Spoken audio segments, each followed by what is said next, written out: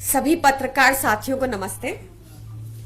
साथियों, आज आप देश के किसी भी कोने में जाकर एक सर्वे करा लीजिए और पूछिए कि अगर मोदी जी किसी पॉलिटिशियन से डरते हैं तो वो कौन है, और आपको यूनानिमसली एक ही जवाब मिलेगा। मोदी जी अगर किसी से डरते हैं तो वो अरविंद केजरीवाल जी हैं। और ऐसा क्यों है? क्योंकि भाजपा अरविंद केजरीवाल जी की नीतियों का मुकाबला नहीं कर सकती। आप भाजपा के किसी भी स्टेट को उठा के देख लीजिए, वहां सिटीजन्स को कोई मुफ्त सुविधाएं नहीं मिलती और सारे के सारे स्टेट लॉसेस में हैं। मुफ्त सुविधाएं तो छोड़िए, 2023 में बिजली तक नहीं मिलती 24 घंटा भाजपा शासित स्टेट्स में। आपने देखा होगा कि पिछले 1.5 ईयर से लगातार आम आदमी पार्टी नेताओं की हाउंडिंग चल रही है।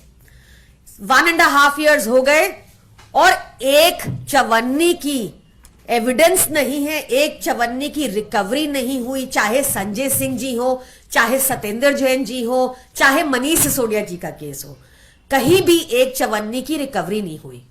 सत्येंद्र जैन जी के केस में भी आपने देखा होगा कि कोर्ट ने बार बार पूछा where is the criminal activity, और ईडी के पास कोई जवाब नहीं था। मनीष सिसोदिया जी के केस में भी आपने देखा होगा कि बार बार कोर्ट ने कहा यह केस 2 मिनट भी ट्रायल कोर्ट में नहीं टिकेगा। भाजपा आज पीएमएलए, यूएपीए ऐसे केसेस का, ऐसे लॉज का दुरुपयोग करके बुलंद आवाजों को, विपक्ष की आवाजों को जेल के अंदर एक लंबे समय तक बंद करके रखना चाहती है। आपको याद होगा कि पिछले साल के स्टार्टिंग में भाजपा के एक वरिष्ठ नेता और पूर्व राज्यपाल जी ने भी कहा था कि लोकसभा चुनाव से पहले अरविंद केजरीवाल जी को अरेस्ट करने की मंशा है, क्योंकि मोदी जी अरविंद केजरीवाल जी से डरते हैं। और अब तो एक इंडिया गठबंधन भी बना है जो मजबूती से आगे बढ़ रहा है। तो भाजपा कैसे रोके इस गठबंधन को, कैसे रोके अरविंद केजरीवाल जी को? आप देखें, बिहार में तेजस्वी यादव को, बंगाल में अभिषेक बैनर्जी जी को, झारखंड में हेमंत सोरेन जी को और दिल्ली में अरविंद केजरीवाल जी को अब ईडी का नोटिस आ रहा है। देखिए, ईडी का नोटिस, हम कानून का पालन करने वाले लोग हैं, हम अपने आप को भाजपा की तरह कानून से ऊपर नहीं मानते। हम कानून का पालन करने वाले लोग हैं और हमने बार बार ईडी से पूछा, कहा कि भाई हम कानून का पालन कर रहे हैं और आप भी करिए। बताइए किस कैपेसिटी में आप बुला रहे हैं अरविंद केजरीवाल जी को? विटनेस की कैपेसिटी में बुला रहे हैं, अक्यूज्ड की कैपेसिटी में बुला रहे हैं, चीफ मिनिस्टर ऑफ दिल्ली की कैपेसिटी में बुला रहे हैं, या कन्वीनर ऑफ आम आदमी पार्टी की कैपेसिटी में बुला रहे हैं?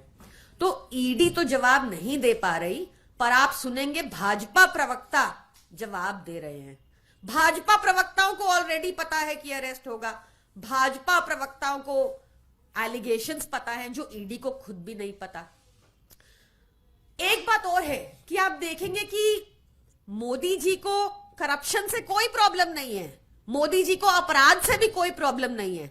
आप भाजपा का चाल चरित्र चेहरा देखिए, जो जितना बड़ा अपराधी वो उतना ही बड़ा पदाधिकारी।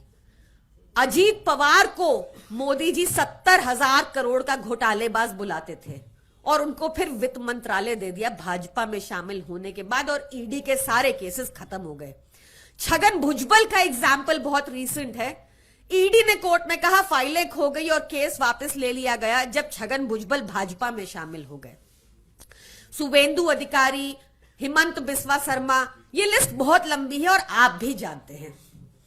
तो हम फिर से यही कहेंगे कि unlike the BJP, we are law abiding citizens, we believe in the rule of law, and but the BJP is in for a shock अगर उनको लगता है कि हम उनके षड्यंत्र या प्रोपोगेंडा के आगे झुक जाएंगे।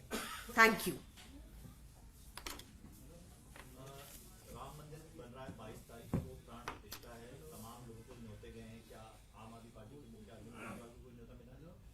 मुझे इस बारे में जानकारी नहीं है, बट राम मंदिर हम सबका है, आपका भी है, मेरा भी है, सबका है। जिसको जाना है जाना ही चाहिए। प्रेस कॉन्फ्रेंस की थी, उन्होंने कहा था कि अरविंद केजरीवाल भ्रष्टाचार को दीमक कहते थे और आज खुद ही दीमक बन गए। देखिए, बहुत अनफॉर्चुनेट है कि गौरव भाटिया ऐसी लैंग्वेज का लगातार उपयोग करते हैं और उनसे आप, it is too rich coming from him, क्योंकि वो एक ऐसी पार्टी के सदस्य हैं जिसमें चाहे वो मर्डरर्स हों जो टीवी कैमरा पे अपना मर्डर एडमिट कर लेते हैं, महिलाओं का शोषण करने वाले हों वो भी पार्टी में बने हुए हैं, चाहे छगन भुजबल हो जिनके खिलाफ ईडी का केस था। हाल ही में आपको याद होगा पिछले साल एमएलए था, एक कर्नाटका के एमएलए थे जिनके घर में 8 करोड़ रुपया मिला था, हम सबने वो विजुअल्स देखे थे, वो केस भी खत्म हो गया है। तो वो उस पार्टी को बिलोंग करते हैं और वैसी ही उनकी भाषा भी है। Thank you.